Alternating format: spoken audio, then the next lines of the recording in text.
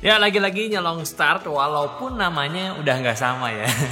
Ini adalah Itel Super 26 Ultra. Udah tau lah nama HP ini tuh belakangnya jenggol brand apa. Ya tapi sih karena range harga perbedaannya yang cukup jauh berbeda ya gak apa-apa juga. Jadi apa nih yang baru dari HP ini? Gue lihat-lihat di boxnya itu tulisan T7300-nya nih. Bagus nggak nih buat lu semua?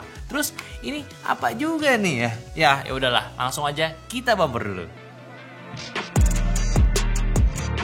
Itel Super 26 Ultra, kalau kita ngomongin soal desainnya dulu, HP ini sebenarnya cukup bikin gua kaget sih. Karena ya memang seperti yang udah kita tahu aja, desainnya ini adalah hasil inspirasi dari Samsung. Tapi ya sekarang bedanya udah makin ya plek-ketiplek aja sih. Bedanya dikit ya, yaitu kalau Samsung itu ngeboxy, Itel ini nge-rounded sampingnya. Tampak depan masih sama kayak sebelumnya, bentuk pansol gitu, dan bezel sampingnya juga dibuat tipis. Tapi memang bagian dagu masih agak tebel ya. Tapi wajar banget untuk harga yang segini ya. Lanjut ke bagian belakang yang modul kameranya ini dibikin membulat besar, dipisahin satu persatu, terus warna pink goldnya yang dipakai juga masih kelihatan elegan, plus nggak gampang ninggalin sidik jari. Ada juga aksen merah di tombol power yang jadi pemanis biar nggak kelihatan flat aja. Tapi ya, gue juga harus jujur meskipun desain kameranya kelihatan wah ya, lo pasti udah tahu ya nggak semua lensanya itu bener-bener punya fungsi yang sebagai kamera gitu.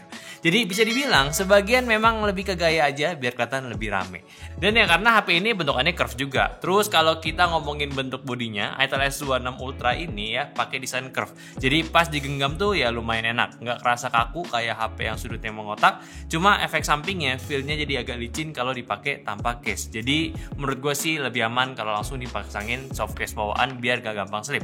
Soft case bawaan sebenarnya gue dapat di dalam paketannya dan dikasih magnet juga biar bisa ke aksesoris. Jadi kalau lu punya aksesoris magnetik kayak wireless ring, kayak ring ataupun wireless charger model tempel, bisa langsung nempel rapi. Atau pakai case bonusnya aja, ini bisa nih buat lo ganti-ganti displaynya jadi yang lo suka, mau foto lu, motor lu, atau ya pasangan sampai keluarga lu pun juga bisa.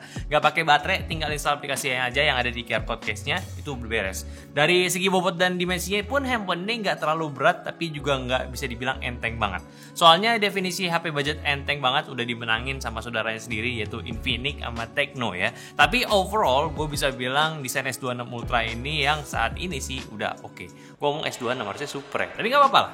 Itel S26 Ultra, Super 26 Ultra masih pakai panel AMOLED dengan model curve ya. Sama kayak seri sebelumnya, di boxnya tertulis layarnya itu support 144Hz dengan resolusi 1,5K. Lagi-lagi persaudaraan Transsion soal overclock layar ini emang kompak banget ya. Tapi pas dicek di HW Info, kenyataannya resolusinya itu cuma di Full HD+, dan refresh rate-nya juga mentok di 120Hz saja. Nggak nyampe 144Hz kayak yang ditulis di boxnya. Ini entah bug software atau strategi marketingnya. Jadi untuk sementara ya kita khususun aja sama Itel ya. Kalau ngomongin kualitasnya ya AMOLED HP ini sih warnanya udah gonjreng ya, hitamnya pekat dan buat dipakai indoor udah nyaman banget. Pas dibawa outdoor pun juga sama kayak Itel S25 Ultra kemarin, layarnya tetap kelihatan cerah dan enak dilihat meskipun di bawah terik matahari sekalipun. Ya jadi bisa dibilang walaupun klaim speknya agak berlebihan ya, kualitas visualnya pun masih tergolong yang oke banget di kelasnya. Durabilitas ngomongin soal layarnya ya sama kayak seri Ultra sebelumnya, di sini juga udah dilapisin proteksi Corning Gorilla Glass 7i. Jadi buat goresan-goresan tipis atau pemakaian harian harusnya jauh lebih aman. Terus juga upgrade lain ada di bagian IP ratingnya. Kalau di Itel S25 Ultra kemarin itu masih IP64, yang sekarang si Super 26 ini udah naik jadi IP65. Jadi sekarang cipratannya udah di level hujan, itu udah lebih aman. Terus juga Itel ngejamin kalau HP-nya ini bakal dapetin 2 tahun Major OS update untuk garansinya ya. Jadi seenggaknya kalau lu ada rencana pakai HP ini buat beberapa tahun ke depan, harusnya ya lebih tenang lah. Kalau baterainya ya ini Itel Super 26 Ultra ini dibekali kapasitas di 6000 mAh. Angka segini udah gede banget buat ukuran HP kayak budget begini dan jelas jadi salah satu nilai jual utamanya. Di boxnya pun sendiri ditulis support charging sampai 20 watt, tapi realitanya casan yang didapat di dalam boxnya itu mentok di 18 watt aja. Memang masih tergolong lambat ya, cuma kalau all day baterainya udah cukup ya jadinya sih ya lu ngecas HP ini sambil tidur aja sih. Tenang, itu udah aman. Spesifikasi HP ini udah upgrade ya. S25 Ultra kemarin waktu itu dia pakai Unisoc T620 yang semana secara performance T620 itu oke aja buat pemakaian ringan.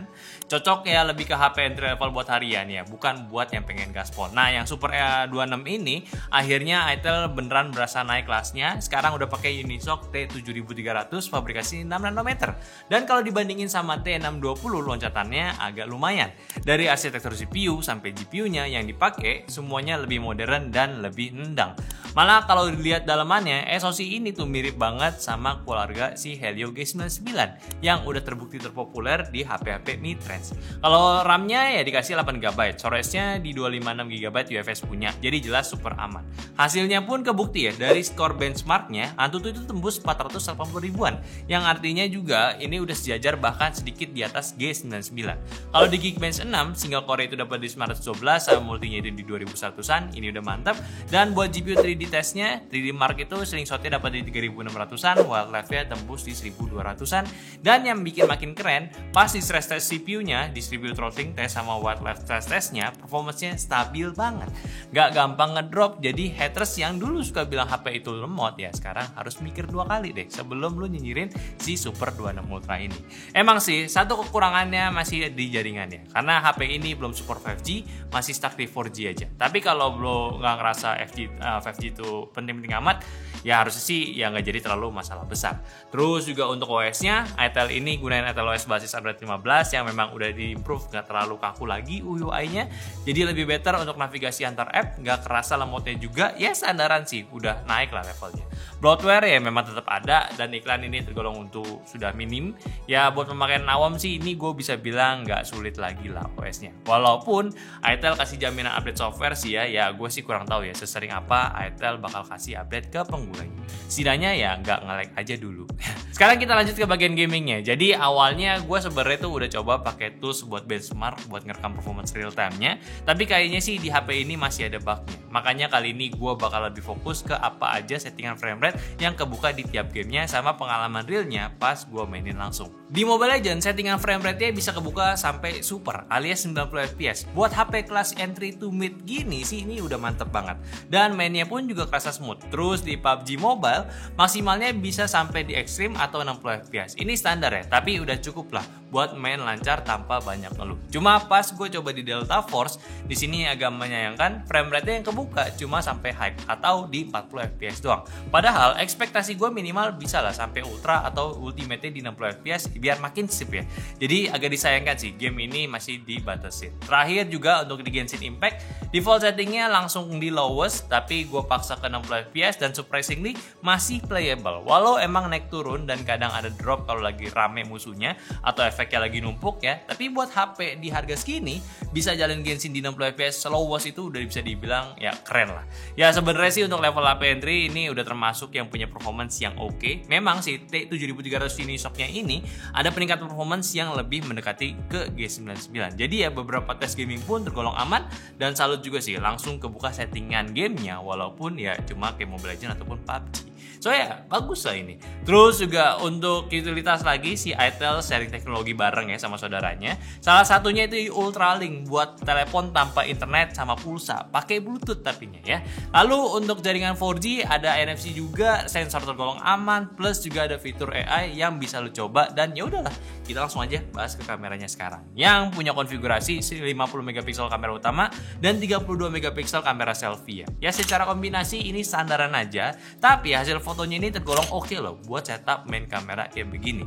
Plus ISP dari Unisoc-nya. Warnanya cukup natural, detailnya masih jelas juga sama dynamic range-nya masih jelas. Ini tergolong bagus sih buat di handphone 2 jutaan. Yang biasanya warnanya pucat, yang ini jadi lebih fresh buat dilihat. Terus foto landscape-nya juga masih bisa kasih detail yang oke, tapi memang kalau cahayanya keterangan, otomatis ya gambarnya tetap blown out parah ya. Cuma kalau di range yang masih aman, foto langit dengan objeknya di bawah itu ini masih bagus lah permainan warnanya. Videonya untuk si Itel ini juga bisa rekam di 2K 30 fps, ya lumayan oke juga walaupun belum ada OIS-nya. Yang penting sih ya buat harga segini ya hasil foto sama videonya itu udah berasa hidup lah, nggak pucet gitu warna ataupun detailnya yang dikasih. Nice lah menurut gua. Iya, tidak di kebun karena sudah sore dan mengejar waktu. Ini gue langsung aja di 2K 30 fps gitu ya. Ini buat audionya kira-kira sepi begini nih. Oke. Matahari kosong coy. Yang gue suka adalah dia tuh punya stabilizer dari software ya, tapi ini bukan OIS stabilizer, maksudnya dinyalain gitu. Dan dia support di Full HD 60 bro. Kayak begini jadinya. Tuh Full HD 60 ya. Stabil, mantep. Jarang loh. Ini itel lumayan untuk mikirin nih di handphone 2 juta kecil. Bisa stabil di 60 fps. Jarang, seingat gue Tecno Infinix belum deh. Dia kayak cuma support di Full HD 30 doang. Dia Full HD 60 udah support tuh. Stabil lagi. Dia by software ya. Jadinya agak crop. Cuma itu doang sih, menurut gue ini udah fine banget. Kita coba buat backlight. Gue masih ada nih. Ya, cahaya matahari. Masih bisa bro. Ya kira-kira gitu doang. Cepet aja. Gue udah belek dari tadi ya. Mending balik ke studio. Let's go. Jadi ya gue bisa simpulin aja sih ya, itel ini adalah HP yang menarik. Tapi ya ini udah bener-bener gue pengen nanya sih, kenapa grupnya mereka sekarang nih kayak bermain gunain layar 1,5K dengan 144Hz. Ya 144Hz oke lah, bisa walaupun terbatas. Tapi yang 1,5K-nya ini agak aneh sih. Padahal chipsetnya aja belum support di 1,5K. Walaupun ya mereka bilang layarnya ini udah capable di 1,5K, ya sebenarnya sih ya tetap isi informasi juga. Harusnya tetap dicantumin ya Full HD aja gitu. Nggak apa-apa juga. Agak aneh memang nih cara jualan mereka sekarang. Untungnya digunain standaran ya masih aman aja.